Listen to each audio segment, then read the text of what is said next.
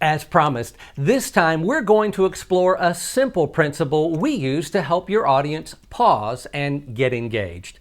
But before we can do that, there's a myth that has to be busted. So stick around to find out how we can engage your audience. That's right now on Video Answers.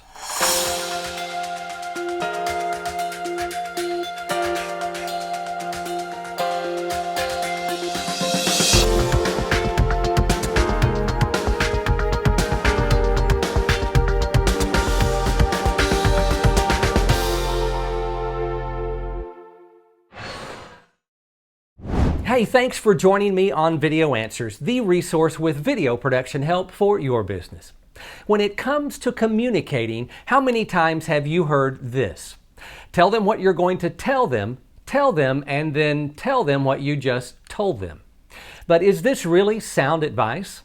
Ken Davis, who is an author, speaker, and the founder of the SCORE Conference, which has been training communicators for 30 plus years, shares some insights about this widely accepted myth. Ken says this: when the tension is gone, the attention is gone. The truth is, if we tell your audience everything they need to know in the first sentence of your video, they will push the stop button and move on to something else. Why? There's no need to listen. There's no more tension, and so there's no more attention. Think about it. Nobody starts a joke with the punchline. Neither should your audience hear your entire outline in the first sentence of your video. That's why one of the best ways we've found to engage audiences is to embrace the tension.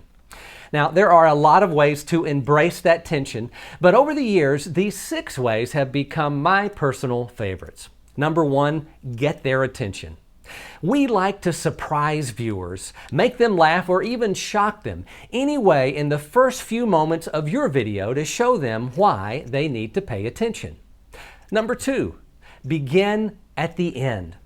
No disrespect to Maria von Trapp, but sometimes the beginning is not the very best place to start. That's why we will tease an audience by beginning at the end of the story, then rewinding to the beginning and showing them how we got there. Number 3, employ cliffhangers. In music, it's called a suspension. In film, it's called a cliffhanger. Now, whatever you call it, sometimes the best way we found to create tension is to leave your audience hanging.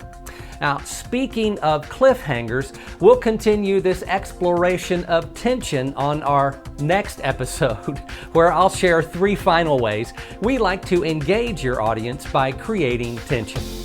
Now, if you have questions or comments about using tension in your video, please don't keep me in suspense. Leave a comment below or send me an email to answers@comprehensivemedia.com and ask away. Until then, I'll be waiting for your questions, and you, of course, will be waiting with great anticipation for part 2 of How Can You Engage Our Audience? That's next time on Video Answers, the resource with video production help for your business.